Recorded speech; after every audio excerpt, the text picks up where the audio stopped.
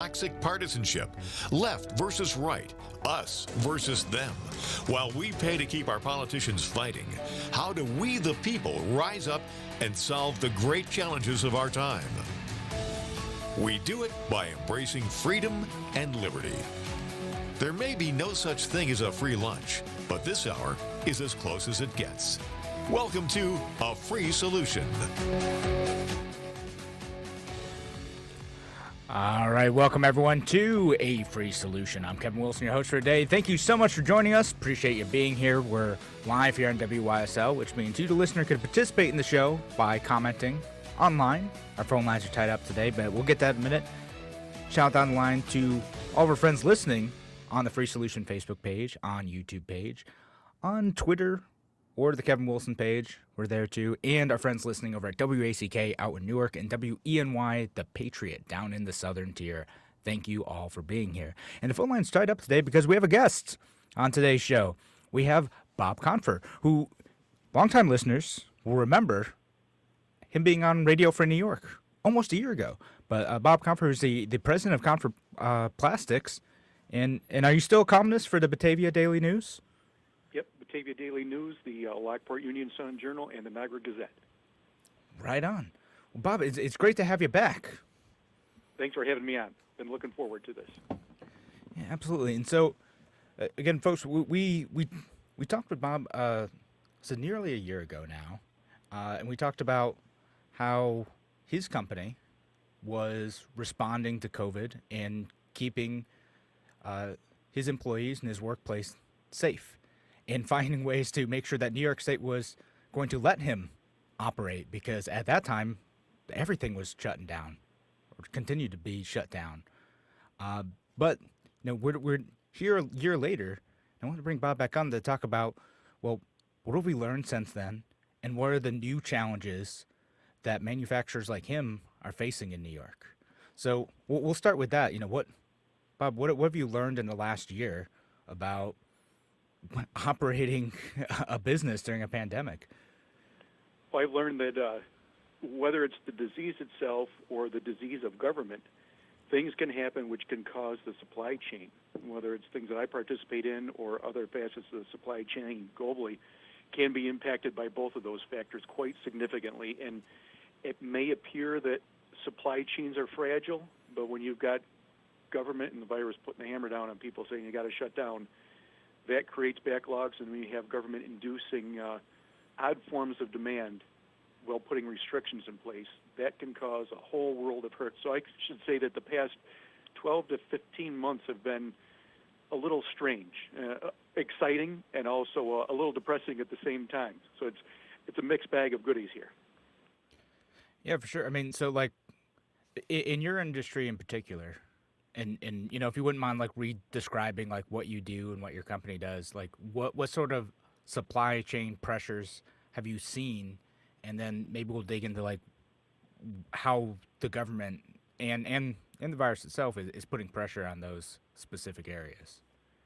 I would say that 90% of what we manufacture here, which is done with blow molding, is related to getting people on the water and in the water. So we have a Confer branded line of pool and spa products, which would include ladders and steps, also spa steps, spa pads, and also we make cabinetry that goes on the outside of hot tubs that are supplied to OEMs in the U.S. and Canada for all sorts of spas, whether it's a standard size one or a swim spa. And we also do custom manufacturing. Someone comes to us with an idea, we transform that into a reality for them that they market, which would be kayaks, docks, and items like that. So it's mostly leisure. A lot of it is home leisure. So we've seen a huge increase in demand over the past year, just because you've got government telling people that they're safer at home. So they're not going out and doing things. They're staying at home and buying things. So they're buying the home entertainment. They're doing home improvements. They're investing in swimming pools and hot tubs. So we've seen a significant increase where we're so backlogged that our normal lead time had been 4 to 6 weeks. Now it's measured in months. And that's an outcome not only of being so busy, but also the outcome of being so backlogged, because we can never get back those 9 weeks that government took away from us when they said that we were supposed to shut down because the products that we were manufacturing in their eyes weren't considered to be essential. So we can never get that time back. So In the meantime, we've been focusing on all of our COVID standards and everything else. I did find a loophole within IRS law that allows us to stay open indefinitely in the future if this ever happens again, because certain times the IRS agents and the courts will recognize swimming pools as being medical equipment because if a doctor prescribes it for someone's rehabilitation, then it's necessary. And when I look at the goods that we manufacture, I don't know exactly where they go when they leave the door here, so they could be for recreation, they could be for medical. So I'm covered in that regard, so we'll never see a shutdown again. But that doesn't mean that still to this day we are not reliving that shutdown that happened a year ago. Oh, yeah, no, that's an interesting point. And that's something government doesn't know. It doesn't know how people are using these products to improve their lives. Bureaucrats can't possibly know everything. There's a knowledge problem, right? So yes, how would they realize, that someone's using your equipment for medical purpose as compared to recreational purposes? Not that that doesn't have inherent value in and of itself too, but when they make these heavy-handed decisions, they don't realize all the consequences that has for people who really depend on this stuff. Yeah, and when you look at government going out and telling people that manufacturing is non-essential, which is absolutely crazy. Anyone that goes through any economics class, whether it's in high school or college, always knows that the essential parts of any economy are the productive side. So that would be mining, agricultural, manufacturing, because that drives everything else. When you put the screws to manufacturers and farmers and miners and tell them you can't do things, or you tell it to construction people that they can't build things, that's going to create a lack of supply. It's going to create demand issues, and it's going to create, as we're seeing now, significant inflation. And I think it's an inflation that we can't get away from, and that's in all facets, whether it's food stuff or things like we make, and it's pretty darn significant. Yeah, and and just to broaden the scope of the issue, this is something people are seeing everywhere. It's not your industry. It's not the agriculture industry, and we're not done seeing it just because COVID's starting to go away. We're gonna continue to see these shortages and these issues because once you're offline for 1, 2, 3 months, it's a big deal. And I work in advertising. I work with a lot of furniture retail stores who are gonna have to wait months to get new product in. They just don't have stuff sometimes because shutting down production for a little bit has long arching effects. Yeah, and we would look at people wanted to invest in swimming pools and spas because they wanted to get outside and do things and actually have fun, even though government doesn't want us to have fun. But when it came to that, a lot of our clients who are selling those to the end consumer, that end consumer might have gone to them last year to say, I want a swimming pool installed in 2021. They're telling some of them right now that they're not going to be swimming until next summer. And the same holds true for those with hot tubs, where a lot of delivery dates that were placed last year in the fall are looking like Thanksgiving of this year. Wow, no, that's a huge amount of time to wait. And then I don't know if every manufacturer has to do this, but putting the investment up front, right? Like if someone's going to pay for this, if you're an end consumer, you're not going to get that product for a couple of years. Are you going to hold off for a while? That's got to hurt both sides of the business there. Yeah, I've looked at some of the spa retailers, so guys, the brick and mortar stores that are selling the hot tubs, they're taking the cash down in order to hold the spot for that consumer and also so they can buy from the manufacturer of that hot tub.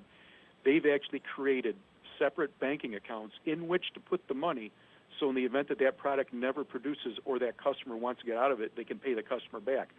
So they're looking at immediate cash flows, but at the same time as it real cash flows because they got to sit on it. So they're kind of sitting on false financials right now, and it's just an ongoing issue that's not going to be rectified anytime soon because the fear is that once the economy gets a little bit stronger and people get back to doing work, that everything that's being done now will remain somewhat contagious because people get swimming pools, hot tubs, maybe they bought a kayak, maybe they bought exercise equipment. They want to do the same thing. So they're going to say, you know what, I want to keep up with the Joneses. So they're going to want to buy that too. So we see a perpetual demand that's going to be relentless, which is a good situation to be in as a manufacturer because I would hate to be on the other side to be, say, someone that's in the restaurant business that doesn't know if their doors are going to be open day to day and whether it's going to be open in the future because there's so much risk involved with that. So I'm happy that we have the volume that we have, but I wish the situation worked out as such that we were looking maybe at 2019's numbers and the rest of the economy was strong, because I want other businesses, I want other communities to revel in the American dream. And I hate to see it with that invisible hand of government putting it on the select few and hurting others. Yeah, and that's what many people are seeing, is they're seeing the government picking winners and losers in these situations. And again, not understanding the full scope of how those decisions make an impact on everyday people and the wider economy. And, it's just, very interesting to see how retailers are responding to this too. But we're starting to run out of time for this segment. And when we come back, we'll continue talking with Bob Confer, president of Confer Plastics, about manufacturing in New York and how COVID and government decisions have impacted their ability to operate and our ability to get stuff. All right, thanks again for joining us here on A Free Solution. If you have any questions or comments, make sure you leave them online if you're listening to us on the Facebook page, YouTube channel, or on Twitter. We'll get to those. All right, thanks again. We'll be back in just a few.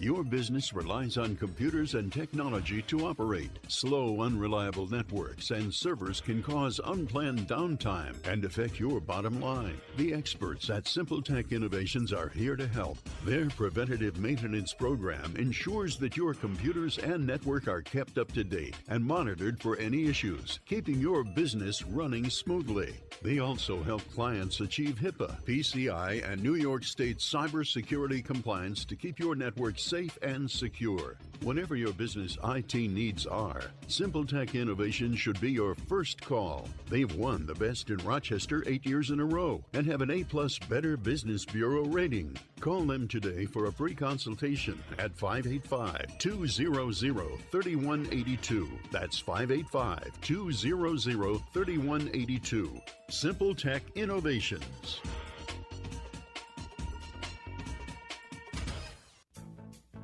The Finger Lakes Castle team is in its 7th decade of factory direct service to the service professional. From cleaning the ins and outs of your vehicle to keeping you on the road, Castle's got you covered. Castle makes streak-proof glass cleaner, FDA-registered sanitizers, and EPA-registered hospital-grade disinfectants. Remember, when you need to keep it clean, use what the pros use.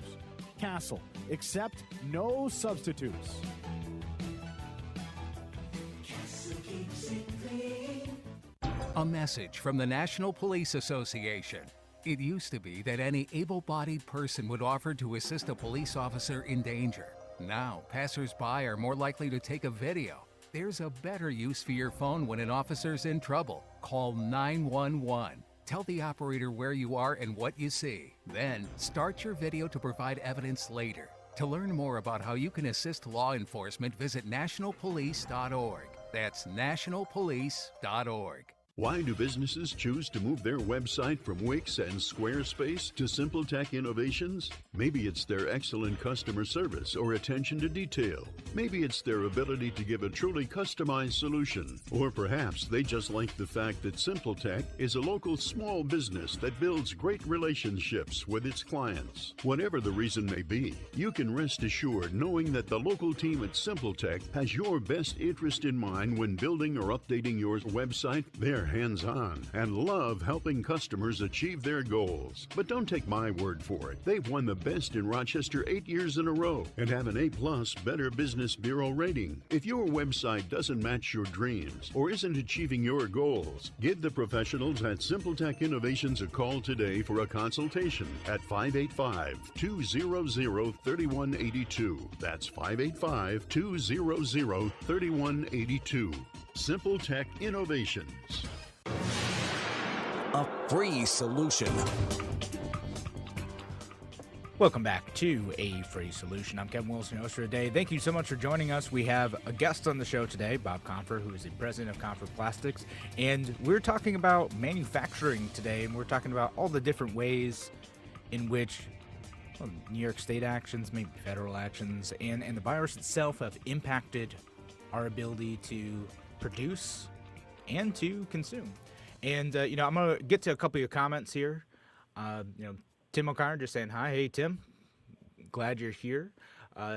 Nicholas, well, he said, good thing there wasn't an alcohol shortage or people have gone crazy. Yeah, that's true. we managed to keep getting alcohol. And he also says, I fear that as the economy heats up and the government dumps trillions of dollars into it, inflation will erupt.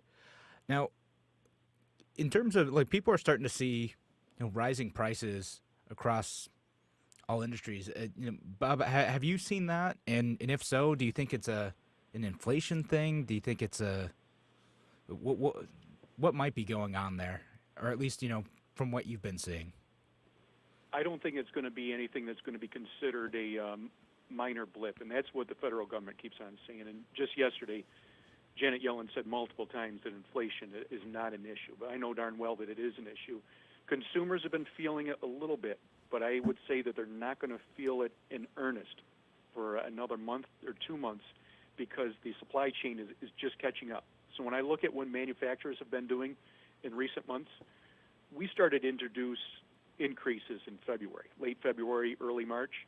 There were a few early adopters who were doing the same thing, but I would say that most of the manufacturers across multiple industries, whether it's plastic, steel, whatever it might be, they really went all in with their increases in March and April. So now that the marketplace is going to catch up with that, you're going to see significant inflation. And I wouldn't be surprised if the consumer is going to be looking at something in the range of 5 to 7% overall by the time this year is said and done, which is awful significant because we're so used to 1 to 2%. Yeah. But even though the government is saying that they're not at fault for this, as I mentioned earlier, when you're forcing people to buy things instead of do things, that changes the marketplace. But so does the fact that they've been pumping all this money into the system. So when you look at all the different packages they've had, from the initial one to PPE to the unemployment to the second round of stimuli to whatever they were going to do with infrastructure and American Jobs Plan, you're talking trillions of dollars that just came from nowhere that's getting put into the system. So that tends to devalue the dollar, even though people think that's old-fashioned monetary policy, that it doesn't exist anymore because we're not on gold standards and things. The dollar value does go down, and you're seeing a lot of that now. So I think this is inescapable. It's not like the market's going to correct itself and things are going to go back to, let's call it, normal next year. I see that significant rise this year, and it'll last into the next few years. It's going to look and feel like maybe the late 1970s, early 1980s, and it's going to be a scary time. And when I looked at what we did for pricing for consumers because of the variety of inputs, so it's not necessarily just the plastic. We've also got the boxes everything goes in. We got the skids that get shipped on. We got the labor. We got the trucking. We got energy, all that stuff. The increases that we imposed on the marketplace just a couple months ago for the pool and spa line was anywhere from 16% for something that's got a lot of mixed inputs up to 40%, which is something that's all plastic. And those are huge increases, but they all knew it was coming and they're going to pass it on to the consumers. So it's good to see now that there's a general education of the consumers out there about marketplace issues because it had been lacking. But still, I don't think people are going to be prepared for it. How does an individual prepare for inflation knowing that the cost of what they need is going up at the same time the cost of what they want? How do they budget the funds? What do they do? Are people going to go right back to the trough again and demand that government give out another stimulus package to cover these costs? I'm fearful of what the future plays out in that regard. Yeah, I mean, on that last point, yeah, probably that's what people are going to do. But if that is one of the sources of the problem, doubling down on that is going to help. And I'll read another comment too from Ryan. He says, "I'm commercial roofing, mostly in New York. Insulation board is on par with plywood. We can't even get metal insulation plates. Metal of any kind is scarce. Prices are crazy." And I've been hearing that, again, all sorts of supplies. And I think I saw a comment on Twitter. In response to one of your tweets asking about like the lumber prices too. So it's all sorts of things. So part of it's inflation, part of it's trade policy too. And I want to ask you, if any of the trade and tariff stuff that started to get implemented over the last couple of years is having an impact on this for you, and whether or not it's a good or a bad impact. In terms of plastics, it really hasn't hurt us because everything that we're buying is made domestically when it comes to that.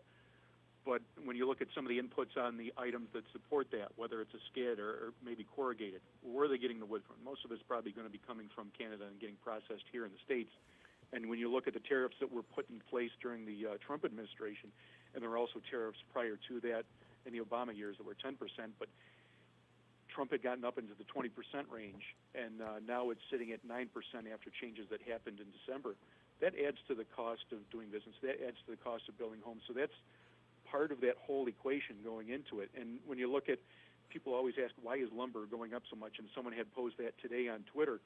When you look at that, there's this tariff trade war that's happening between the U.S. and Canada. At the same time that people are investing in their homes because they're stuck at home, so they're going to be their own personal handyman, or they're going to say, you know what, build me a new home because I want to leave the city because I don't want to be in my own personal jail anymore. I want to leave. I want to have freedom, do things like that. So home building's on the way up. Home handyman's on the way up. At the same time that sawmills had shut down during the Great Recession. So if you drive across, say, western New York, southern tier, there's far fewer sawmills than there used to be.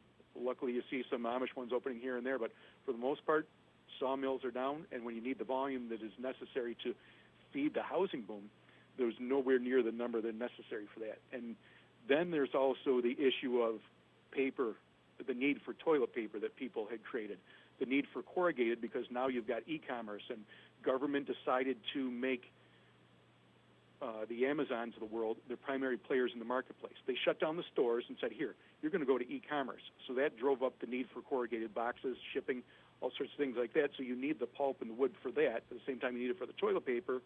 And then just to throw something into the mix, then there is the mountain pine beetle that is decimating pine and spruce trees across Canada, which is really cutting back on the available lumber that's coming from British Columbia and places like that. And some people will tell you that's an outcome of global warming because they're going to say that the bugs would typically get frozen over the winter months and that they're not going to exist and it's going to keep them at bay. But others will tell you it's also because of Canadian federal policies related to fire suppression, where they wanted to control fires, forest fires, which would constantly replenish the trees. But now that you got all these mature trees, they're all croaking because they're getting decimated by these beetles. So it's a perfect storm of all these things that make lumber go up so much. And one thing of note, earlier in the year, they had said, just general contracting industry, that these increases in lumber were causing housing to go up on a new build by 27,000. Now the new number that they're throwing out there this month is a new build is going to cost an extra 40,000 this year. That's huge. You know, that's an annual income for a lot of people. Yeah, and once this sticker shock hits them, then they got to remortgage. They got to come up with new funds. It's frightening. Yeah, so I mean, there's a whole bunch going on. What you said, like this, the lumber situation is complex, right? It's a couple supply issues because of tariffs from Canada, ecological issues with the destruction from the beetle, which may be caused by government policy and other things. And I imagine it's also an issue too if you want to you can't just like start up a sawmill in New York anyway. I'm sure that is a whole rigmarole to get that operating again. So it's not like the market can respond quickly to that if getting up and running is difficult and may take a while, even under good conditions. At the same time, you have to find the labor that is willing to do that sort of work, which we're seeing now. There's labor shortages across all industries because of how government has been playing loose with the unemployment bonuses and stimuli.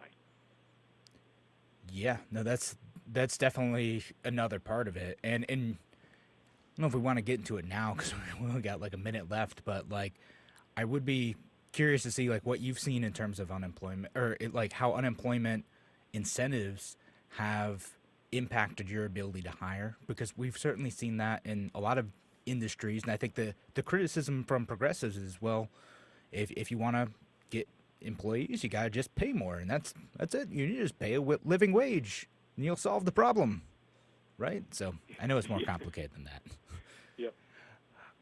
And just because, again, I want to make sure I acknowledge the comments in here too, and we'll get to some of these after the break. Ryan says, wages will go stagnant. Yeah, that could happen too. Tim says, can we agree the government response to COVID is a defining factor? That's certainly a huge factor. There's a lot of that. All right. So thanks again for joining us here on A Free Solution. We're joined by Bob Confer, who is the president of Confer Plastics, and we're talking manufacturing, all the different factors of government and markets that are impacting our ability to make stuff, consume stuff, why prices are going up. There's a whole bunch going on here. Thanks again for joining us. We're going to be back in a few minutes.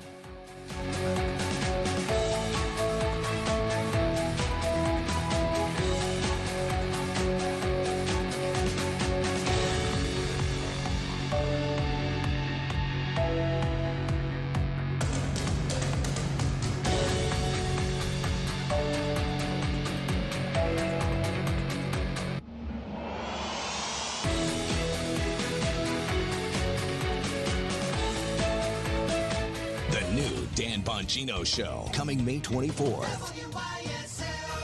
AM 1040 Avon, Rochester, FM 92.1 Rochester, and FM 95.5 Spencerport. Here's the latest forecast from the News 10 NBC Weather Center for today. Lots of clouds out there, pretty good breeze developing.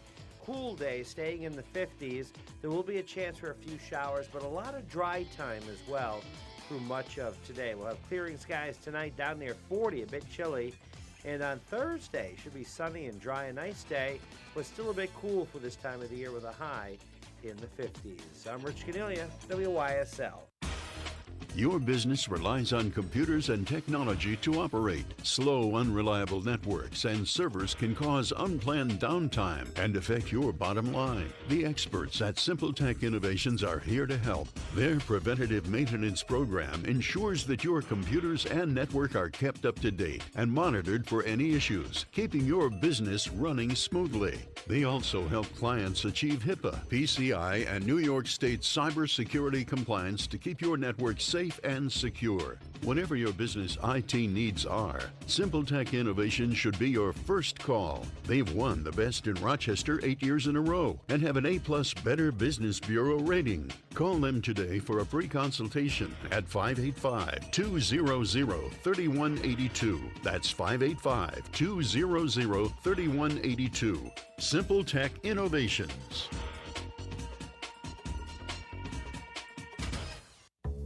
Are longer, warmer days making you think spring? Think Springwater Amish Workshop. Get ready to enhance your outdoor spaces. Springwater Amish Workshop has just received a new shipment of durable, beautiful poly lawn furniture. Gliders, folding Adirondack chairs, dining sets, and accessory items will spruce up your lawn for spring and summer. If you like birdhouses, Springwater Amish Workshop has a beauty that's great for lakeside property, a lighthouse, or choose from other designs like birds, moose, raccoons, dogs, and others. And of course, they specialize in backyard sheds and gazebos. Get the best quality, best warranty, best service, best selection. Get yours ordered today to avoid delay so you can enjoy your Amish building during all the good weather months to come. Springwater Amish Workshop on 7936 Route 15 in Springwater. Open Monday and Wednesday through Friday 9 a.m. to 5 p.m., Saturday 9 a.m. to 3 p.m. Visit SpringwaterAmishWorkshop.com or visit them on Facebook. Call 585-669-9710. For the senior in your family, consider Alpine Manor, founded in 1971 by owner Tim Kinsella, nestled in the picturesque rolling hills east of 390 in Livingston County, just 20 minutes from Rochester. At Alpine Manor, their pride is personalized care for seniors who are not yet ready for a nursing home. If your senior shows symptoms of confusion, forgetfulness, or memory loss, Alpine Manor could provide an excellent option. There are supervised activities and medications, full laundry and housekeeping services, 3 dietary-approved home-cooked meals, and a bedtime snack, all provided in immaculate surroundings. Now, visitors are always welcome at Alpine Manor with an appointment. All staff and residents have received both doses of COVID vaccine. Be confident that your loved one is safe and secure, and you'll be able to visit and connect. Keep the golden years carefree years at Alpine Manor, New York State Health Department licensed. Call 346-5880. That's 346-5880 for a no-obligation tour or information, or visit alpinemanor.com. I'll never forget it. It was 17 years ago. I was riding my Harley-Davidson Wide Glide. I'm riding down Route 119 on a beautiful sunny afternoon, and the wind is blowing through my helmet. So I'm riding along, and I'm like, what the hell is that sound? I pulled over to the side of the road, shut the engine off, and the noise was still there. Cicadas. Oh, no! They were that loud 17 years ago, and folks, they're back! WYSL, the home of Quinn in the Morning. What does it mean to bank locally with Tompkins? It means keeping your money in your community with a team of neighbors to guide you through big decisions and milestones, plus all the convenience of our mobile app, where you can manage your account, deposit checks remotely, send money to family and friends, even turn your card off if it gets misplaced, then back on when you find it. Ready to bank locally with the team at Tompkins? Visit Tompkins Bank of Castile online or at a branch to get started. Member FDIC, Equal Housing Lender. Hi, I'm Ross Salino. After a car accident, there's a lot to think about. For instance, you need to file an accident insurance form within 30 days. But what you shouldn't have to worry about is getting compensation for your injuries. Car crash, call Salino. Salino. Call Celino. 888-2020. Main Street, Rochester. A free solution. Welcome back to A Free Solution. I'm Kevin Wilson, your host for today. Thank you so much for joining us. We're here on WYSL. If you're listening to the live show until 1 o'clock, we can take your comments online, so leave your comments on the Free Solution Facebook page, or Free Solution YouTube channel, or the Kevin Wilson page. I'm on there too, and on Twitter. Happy to read those on air if you have something smart to say. And shout out down the line to our friends over at WACK out in Newark and WENY, the Patriot, down in the Southern Tier. Glad y'all are here. And we're talking today with Bob Confer, who's the president of Confer Plastics. And before the break, I didn't want to get into it before the midway point of the show, but we'd started talking about how unemployment incentives are impacting the ability to hire. So have you seen that in your industry, and maybe in some other industries around New York State too? Yeah, we've definitely seen it here at the plant. I can find more than enough people to fill up first and second shift, but when it comes to third shift, it gets difficult. So even with the inducements to bring people to third and pay a little bit more for that along those lines, it's been impossible to fill, and we're not alone in that. So every staffing agency that we've talked to, they find it impossible to fill up third shift. So it might be more than just third shift, because as I drive all around Western New York, so my travels will take me across Niagara County, and then it will take me down into Allegheny County. So as I pass through all these towns, there are signs everywhere, whether it's manufacturers in Arcade or it could be restaurateurs here in Niagara County. There are signs everywhere, people looking for help, and those signs stay up for an incredibly long time. So we had one of the staffing agencies pose it to us that people will not get off the couch until a starting wage is at least $17.50, and even then it's going to create somewhat of a problem, because people are now weighing that life of leisure versus an income, and what is a sustainable income. And as long as the government continues to pay out that amount for the unemployment bonus on top of standard unemployment, and then you increase the child tax credit, and then you can count on multiple stimuli throughout the year, they're just going to bank on that until the well goes dry. So we know right now that the state extended unemployment for right through the summer, so that's going to make it difficult for, say, theme parks, restaurants, lawnscapers and landscapers, anyone along those lines, to meet the demand that's necessary for them. And we're seeing it here in the Buffalo marketplace, where a lot of restaurants right now are shutting down business multiple days a week because they don't have the staff. So they're focusing on weekend activities, making sure they can get the people that are going out and about that want to do things, shutting down during the week. And in some cases, they're actually shutting down their hours. And I saw where even one coffee shop that is a national brand had shut down at 6 p.m. on a Sunday because they didn't have the staff available for that. So it's just adding up, and people are going to start getting angry because there's fewer tables, there's less staff available. That's going to frustrate people who go to restaurants, and they're going to take it out on them.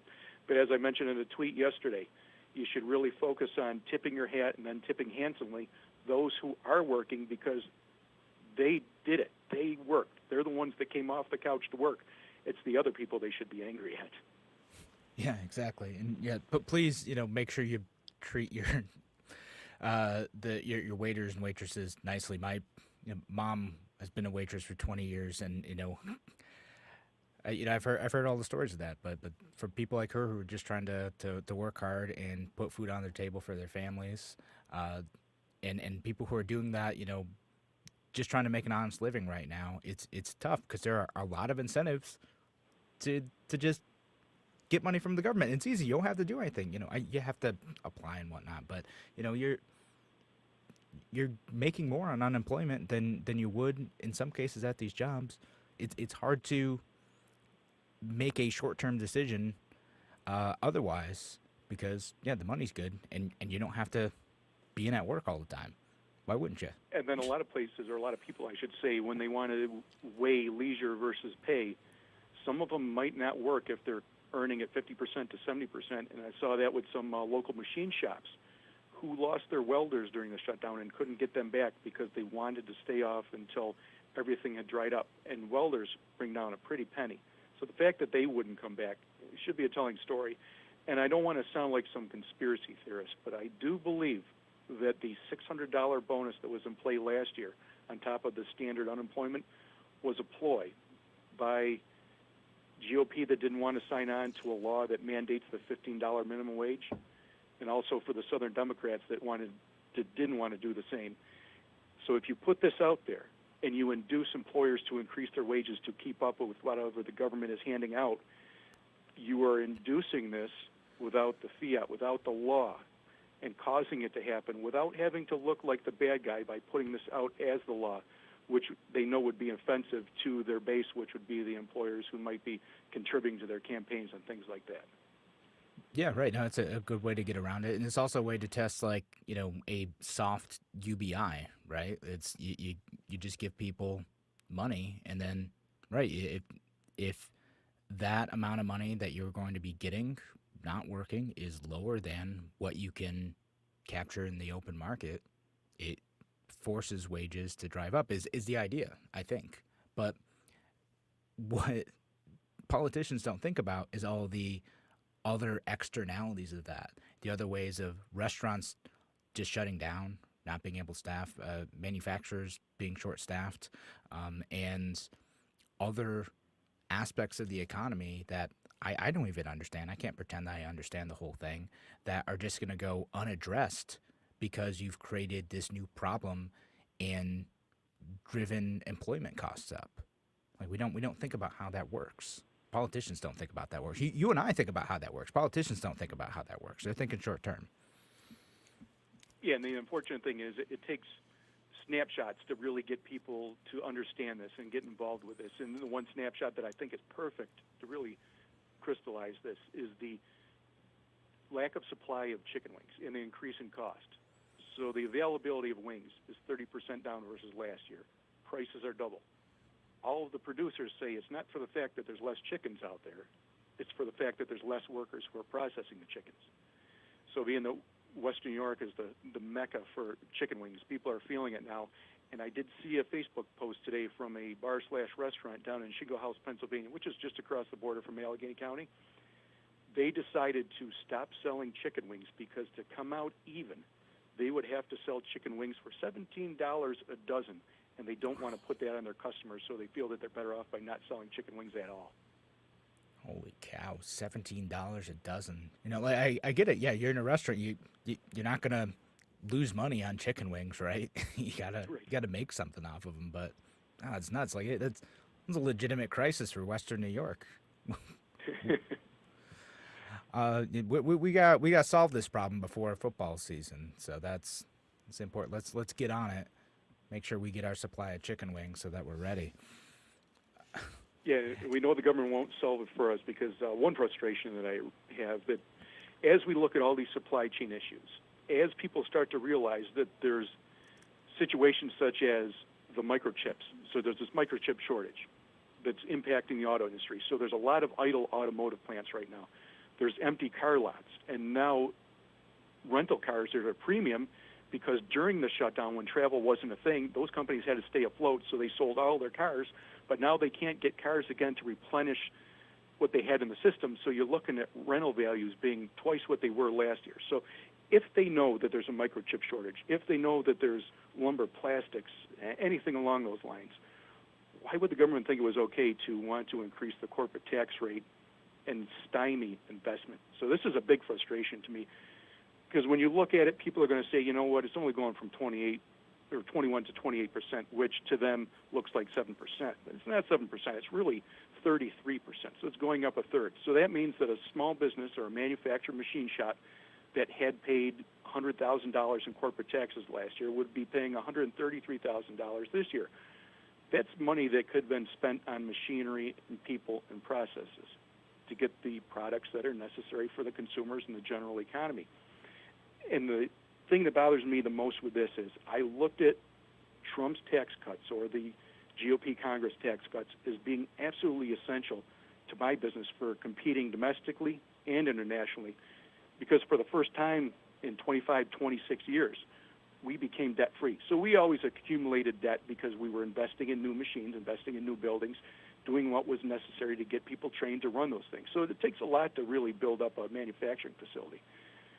So because of those tax cuts, we had access to our money. So we got to put it back into the company, pay off debt, so we didn't need the money of banks.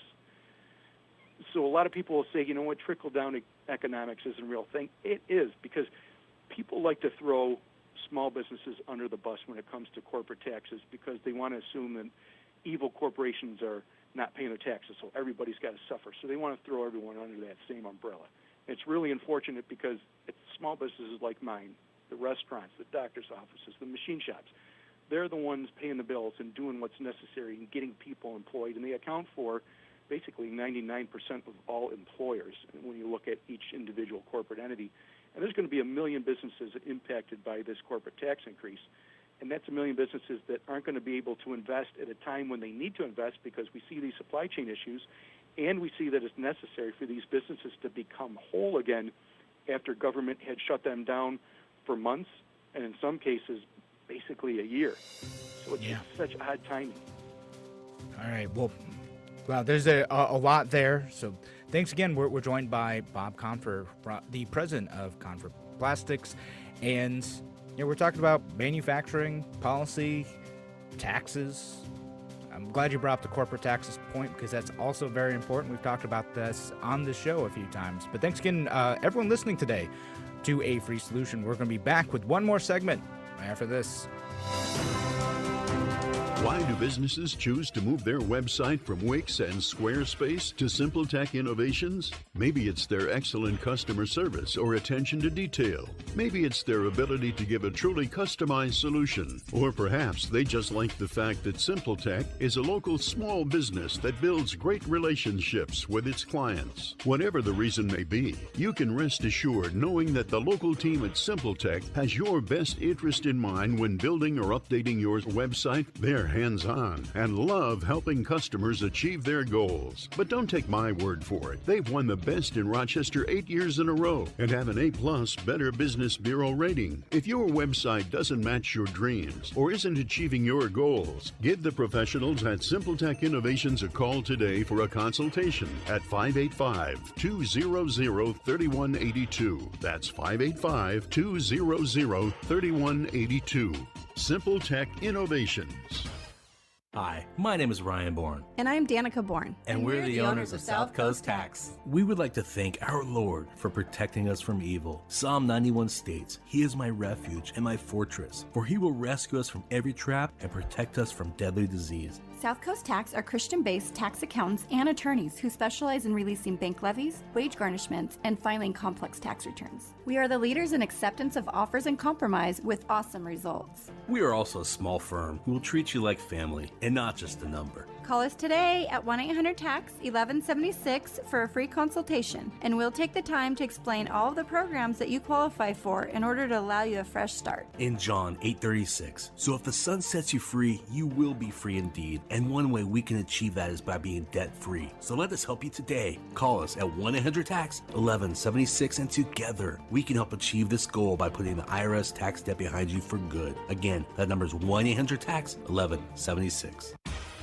Your business relies on computers and technology to operate. Slow, unreliable networks and servers can cause unplanned downtime and affect your bottom line. The experts at SimpleTech Innovations are here to help. Their preventative maintenance program ensures that your computers and network are kept up to date and monitored for any issues, keeping your business running smoothly. They also help clients achieve HIPAA, PCI, and New York State cybersecurity compliance to keep your network safe and secure. Whatever your business IT needs are, SimpleTech Innovations should be your first call. They've won the best in Rochester 8 years in a row and have an A+ Better Business Bureau rating. Call them today for a free consultation at 585-200-3182. That's 585-200-3182. SimpleTech Innovations.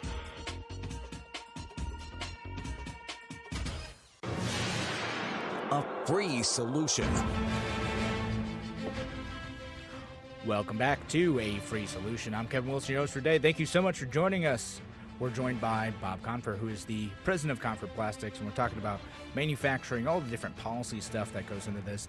And, you know, Bob, I know we want to talk about the HERO Act too, Can you talk about what that is and how that's impacting you? And then maybe we'll wrap up with talking about some things that could help alleviate some of the issues that you and other manufacturers are facing. Okay, yep. The HERO Act is something that, if it does get signed into law by Cuomo, it's going to be something that's going to hurt me. It's going to hurt other employers across the state. Basically, it's an acronym for the Health and Essential Rights Act, and what it does is it basically codifies Cuomo's rules, turns them into something that's permanent, and at the same time, the legislature would take credit for it because they want to look like the people are doing well for everyone, make them feel safe, make them feel wanted, things like that. So even though employers in the state have been at this for 14 months, they wanted to introduce this so that way they could look good from a marketing standpoint.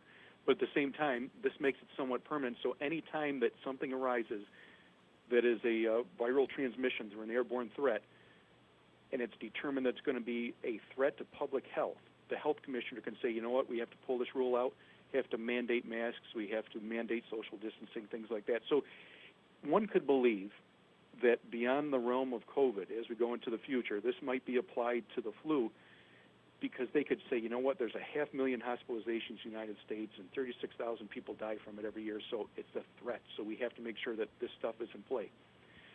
So that's going to be frustrating for workers, customers, visitors, what have you, if this becomes a cultural issue going forward long after COVID has been taken care of. And beyond the scope of that, there's the most significant part, which is the threat of lawsuits that would be levied against employers. As it stands now, if an employee has an issue with anything that's health and safety related at the plant or any employer, whether it's a restaurant or an office space, they go to the employer first. If that doesn't cut it, then they go to OSHA, the New York State Department of Labor, or the Department of Health, whether it's at the county level or the state level. So this throws all of that we've ever known right outside the window and allows the employee to go right to the courts. So this law would cap the lawsuits at $20,000. So if the employee alleges that the employer did not follow the state guidelines, if they didn't follow their own guidelines, if that employee believes that it's a threat to their health or their life, or that they got a positive from whatever that ailment might be from that workplace, then they can go and sue. The other thing associated with that is the law clearly indicates that employers must pay the employee's legal fees if the employee wins. So I could see this starting somewhat of a cottage industry when it comes to law firms, where they're going to say, you know what, have you ever had the COVID? Do you have the flu? Do you feel unsafe at work? Come see us. And when they do, I would imagine them telling that employee they're going to charge them $15 an hour if they lose. But if they win, you know what, they're going to go charge that employer enough so that law firm can pick up a $20,000 bill from that employer. So it's going to make for a nasty, nasty situation. And the odd thing about all this, or maybe it's not odd because we knew it would happen, is the government absolves itself of any risk associated with this, where all government workplaces within the state are protected. So anyone that works there, they can't go and throw a $20,000 lawsuit at them, and the government agencies don't have to play by the rules. Of course they do. Like, I'm not. I feel like I should be shocked by this, but I'm not. That's terrible. So this law creates a new set of liabilities for employers and possibly make some of these COVID rules permanent. And does it actually do anything to increase the safety of workers? Because that's what the lawmakers are saying. They're saying this is really about protecting workers. It's to make sure that workplaces like yours are taking care of their employees and not being negligent in allowing disease to spread unchecked. Does it do anything to advance that at all? Yep, it shows a total lack of trust, which was the creation of the whole mess when it came to shutdowns. Is the government didn't trust businesses to do right, and it didn't trust workers and general consumers to do right when they're in those businesses. But when it comes down to what we did, when we started to reopen, we had to create our own guidelines. So I made a multi-page document of what we had to do in order to be safe, because health and safety is kind of old hat in manufacturing, because we have all the OSHA standards to live by, things like that. So government should have trusted us to always be open. And when the state came out with the guidelines, they borrowed from my guidelines to make theirs. And I didn't have to add anything to what we were doing because it was all addressed, and we went over and above what the state had done. And prior to the state guidelines, local governments, county governments here in Niagara County, also Chautauqua County, and other ones had shared my reopening plan with other small businesses to get them open. So that was trust. That's what we needed in this whole equation here. And when you look at workplace spread, I pulled the numbers on what we saw. We've got about 180 to 190 people to work here. Over the course of the past year, we've had 135 known tests, and of that, there were 22 positives. None of those tests were necessary because of an exposure at work. So we've never had an outbreak of even one. So all of these exposures happen outside of the workplace. It might have happened at a party, a get-together, things like that. So it's been proven, whether it's a workplace like ours or at a school, that general workplaces do not constitute a threat. But now this law goes to make sure that it's identified as a threat. And how does an employee or an employer prove or not prove that the illness didn't come from a workplace when this law goes into effect? Yeah, which is going to make it incredibly frustrating, even though I have the stats to prove that it doesn't. And related to all that, what I have in place is a COVID-19 administrator. All he does for his job, that 40 hours every week, he manages every aspect of what we do with COVID, because that gives us the peace of mind to make sure that people are safe, because there's going to be some oldsters at work here and also some families that take care of oldsters at home. And then we have a lot of young families here with a lot of babies, a lot of toddlers. So when you look at especially the preemie rate in Western New York, it's awful high. So I want to make sure that they're safe. Same time, I want to make sure the supply chain's safe, because I don't want to shut down the plant, hurt those people's wages for 2 weeks at a time, and then also hurt our customers. So I want to make sure everything's up to snuff. Every business wants to do that. Nobody wants to see people get sick. Nobody wants to shut down their business. So they're going to comply to their own standards. They don't really need the government to come in and say, here's what you got to do to keep people safe, and here's what's going to happen if you don't. They can go to the courts and fine you for $20,000. So it's frustration. It's a lack of trust. I prefer to have trust. There should be trust between government trusting us and us having trust in the government, but it's a two-way street, and it's kind of broken in both ways for good reason when we don't trust the government, because we saw everything that's happened over the past year, and it's been frightening. Yeah, no, over the last year, we've seen all the ways in which government has used its power arbitrarily, has disregarded the long-term consequences of their decisions, and in particular New York State, I think there's, without opening that whole can of worms, Governor Cuomo misrepresenting how COVID impacted nursing home communities. Well, yeah, that's a whole other episode. Well, it's several other episodes that we've done on that, but Bob, we have a minute left. Any last things to say for the show? Any things to plug before we go? No, I just have to tell people, always maintain your faith in what you can do as a citizen. Make sure that you listen to shows like this, read your newspapers, get involved in your community, and do what's necessary to bring liberty to everyone and help everyone live the American dream. Excellent words to end the show on. Always appreciate you having you on. It's been great discussion. Thanks, everyone, for listening today to A Free Solution. I'll be back on Friday. Larry Sharp will be in tomorrow. Talk to you then.